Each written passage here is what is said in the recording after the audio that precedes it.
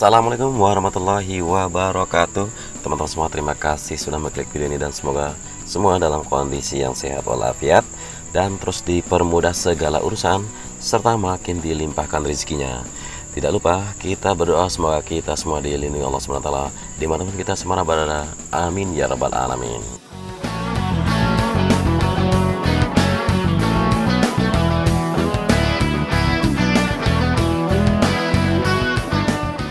Ya, sedikit mendung ya dari pagi sampai sore, dan maksud saya sedikit gerimis di beberapa titik pada pantauan kita di sore hari ini.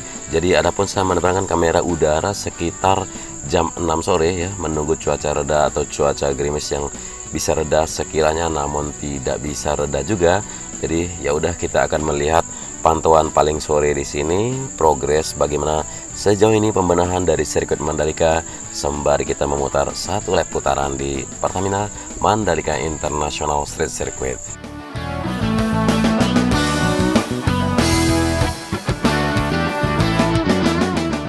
Nah, jadi sambil kita memantau untuk progres yang bisa kita lihat di video kali ini, jadi ada informasi yaitu tes pramusim MotoGP Mandalika nantinya yang digelar itu kemungkinan tidak ada penonton atau tanpa penonton.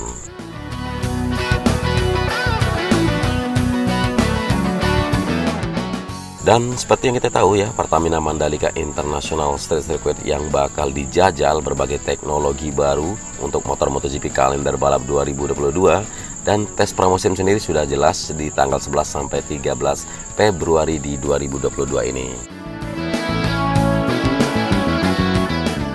Dan ini merupakan khusus kelas yang paling bergengsi. Meski demikian ya, aksi para pembalap di lintasan sirkuit jalan raya pertama di dunia ini tidak bisa disaksikan langsung dari tribun, jadi kita semua tidak akan bisa menonton. Nah, kalau tes pramusim ini praktis hanya sirkuitnya saja yang dipakai, tidak ada tribun, jadi tidak ada penonton. Nah, ini informasi yang bisa kita bagikan kepada teman-teman tentang soal kesiapan sirkuit Mandalika menyambut MotoGP 2022. Nah, meski demikian ya, tetap kita menggarisbawahi kalau kesiapan sirkuit di kawasan The Mandalika di Pujut, Lombok Tengah ini, para pembalap dan kru tetap membutuhkan area layanan dalam menjalani tes resmi. Jadi area pedok menjadi salah satu wilayah pembenahan yang paling utama. Nah, kemudian relatif sedikit catatannya untuk area pedok ya, kita akan sempurnakan fasilitas logistiknya, lalu untuk drainasenya juga akan bekerja semua dan tidak akan mempengaruhi balapan. Jadi drainasenya kita akan fokus untuk kenyamanan penonton tentunya nanti di saat MotoGP.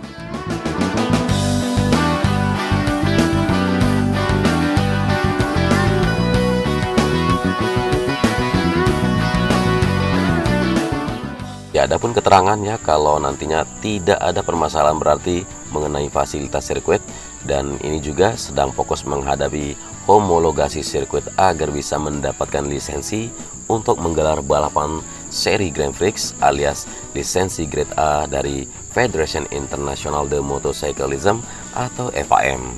Yang dari Dorna masukannya tidak terkait dengan penyelenggaraan, kita tidak ada masalah karena sudah bisa menggelar WSBK atau World Superbike, jadi tidak ada masalah untuk MotoGP.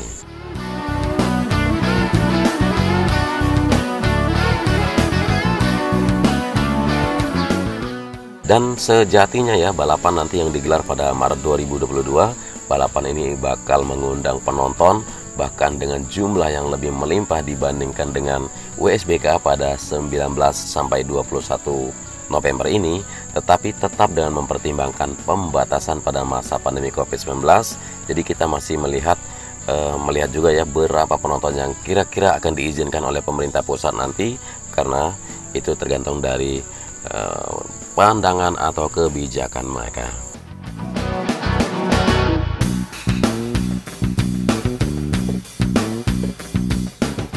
Nah, jadwal tes pramusim MotoGP yang dirilis menempatkan sirkuit Mandalika pada rangkaian tes kedua, yaitu pada tanggal 11 sampai 13 Februari, dan jadwal ini sepekan setelah tes pramusim pertama yang dilakukan di sirkuit Sepang, Malaysia, yaitu pada tanggal 5 sampai 6 Februari.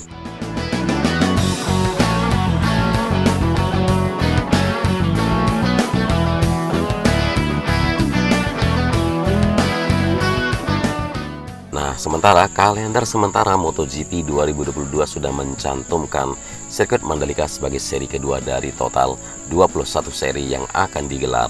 Nah, sirkuit sepanjang 4,31 km dengan 17 tikungan ini akan menggelar balapan motor kelas para raja untuk kali pertama pada 18 sampai 20 Maret 2022 nanti.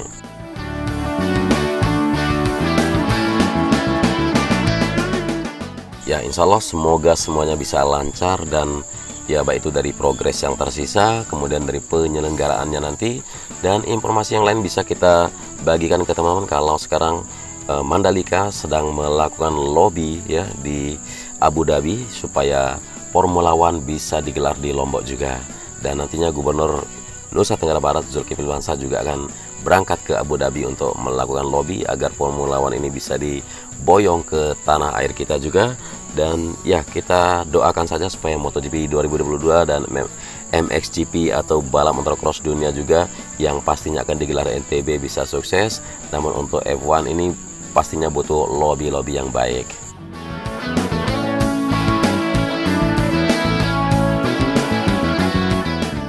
Ya, informasi dari Pak Gubernur sendiri ya, rencananya akan ke Abu Dhabi untuk menindaklanjuti pembicaraan kemungkinan Mandalika akan menjadi host untuk F1 ini. Pada Senin kemarin beliau sudah berangkat dan beliau mengatakan gelaran event internasional di Lombok juga mampu mendongkrak perekonomian masyarakat sehingga masyarakat setempat dapat lepas dari kesulitan akibat pandemi. Jadi jangan sampai yang berjualan itu orang Malaysia atau Singapura, tetapi harus para UMKM kita bisa siap juga, ya terutama masyarakat lokal yang juga ekonominya semakin menggeliat. Dan kita harapkan MotoGP yang rencananya nanti digelar di Maret juga akan memiliki jumlah penonton ya kurang lebih sekitar 200.000 misalnya, dan tentu ini menjadi pemicu terhadap bangkitnya pariwisata yang menjadi sektor primadona Lombok sendiri.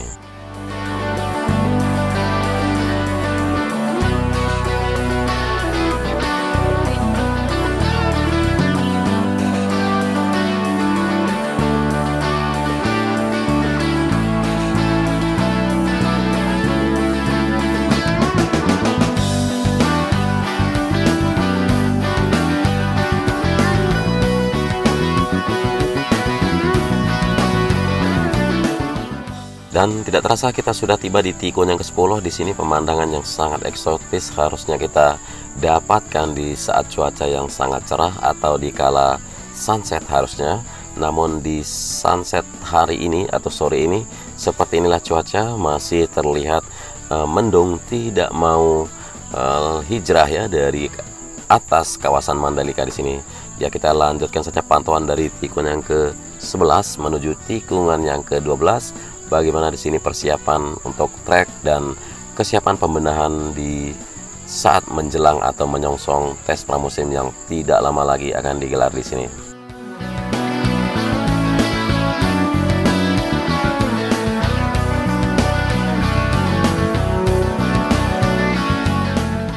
Ya, jadi di jam segini ya teman-teman bisa melihat tidak ada para pekerja yang beraktivitas, dan sengaja kita lakukan liputan di atas jam 6 sore supaya kita lihat maksimal atau pencapaian dari persiapan di beberapa titik. Seperti yang sudah kita bahas juga, selain pembenahan pada drainase maupun area tribun, juga akan dilakukan pada tire barrier untuk dipasangkan semacam safety fence. Ya, kita melewati tikungan yang ke-14 baru saja, dan memang terlihat sekali kalau trek seperti lebih bersih ya setelah diguyur hujan atau di saat gerimis di sini.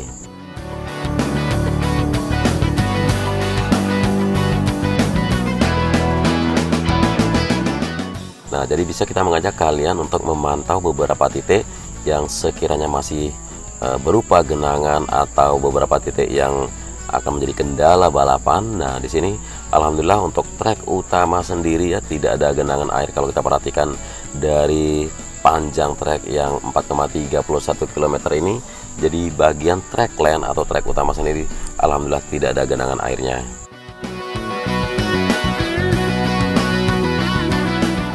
Ya, masih ada beberapa titik yang merupakan run off aspal dan juga area rumput yang terlihat masih ya sedikit ada titik genangan. Kemudian di sini dari tikungan yang ke-16 menuju 17 ya, bisa terpantau sedikit ada semacam cekungan di sini untuk air melintang dari kiri ke kanan.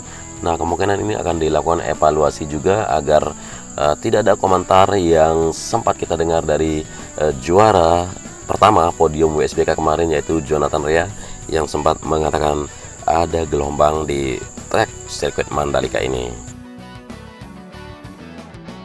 Ya, sudah tidak terasa satu lap putaran kita lakukan dan sudah kembali kita di atas grid start di depan area pedok di sini, teman-teman. Masih juga pengerjaan pada sisi kanan dari trek lurus untuk menuntaskan titik genangan air di antara runoff dan rumputnya. Kemudian nanti pedok juga akan dirapikan seperti yang kita sudah bagikan kemarin untuk pengusahaan dari logistik sendiri agar bisa masuk ke area pedok melalui pintu belakang atau di belakang pedok. Jadi tidak seperti di saat ATC maupun WSBK kemarin, semua logistik itu dimasukkan lewat depan pedok atau depan garasi, dan itu sedikit memakan waktu dan harus ditata kembali dah, sehingga pengerjaan pedok ini memang benar-benar inilah catatan dari donor sendiri. Oke, kita ke tikungan yang pertama di sini, langsung menuju ke area di mana observation deck yang sudah nggak asing lagi bangunannya seperti ini. Ya, kita akan coba mungkin turun lebih rendah dan lebih mendekat ya untuk melihat sisi interior yang sudah terlihat makin hari makin di upgrade. Nah, inilah interior dari observation deck ya. Jadi buat kalian yang ingin nonton dengan kenyamanan yang super nyaman, di sini bisa kita sama-sama pantau. Ada semacam furniture dan kelengkapan dari beberapa interior di sini ya, seperti kursi, sofa, meja, dan ada layar tontonan juga.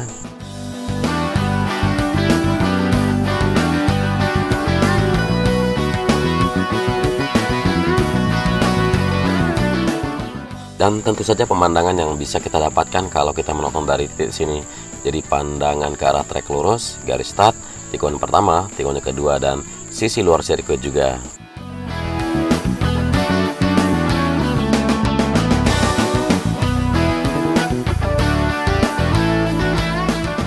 Ya, kita berada di sisi luar sekarang untuk sama-sama melihat pemandangan yang bisa kita bagikan ke kalian, terutama di jalur masuk sisi timur dari arah jalur provinsi menuju tikungan yang pertama atau menuju observation deck. Dan di sini nanti akan lebih ditata juga ya untuk kedepannya, mungkin tidak tahun ini, dan kita akan menunggu sampai 2-3 tahun lagi pastinya sirkuit Mandalika atau sekitaran dari sirkuit Mandalika akan lebih dibenahi dan dipercantik seperti apa nantinya kita akan sama-sama memantau. Ya, mungkin ini saja dulu yang bisa saya bagikan ke kalian semua di sore hari ini. Mohon maaf kalau ada kekurangan dari narasi maupun visual yang saya sajikan. Selamat beraktivitas. Terima kasih udah menyimak sampai akhir durasi. Wassalamualaikum warahmatullahi wabarakatuh.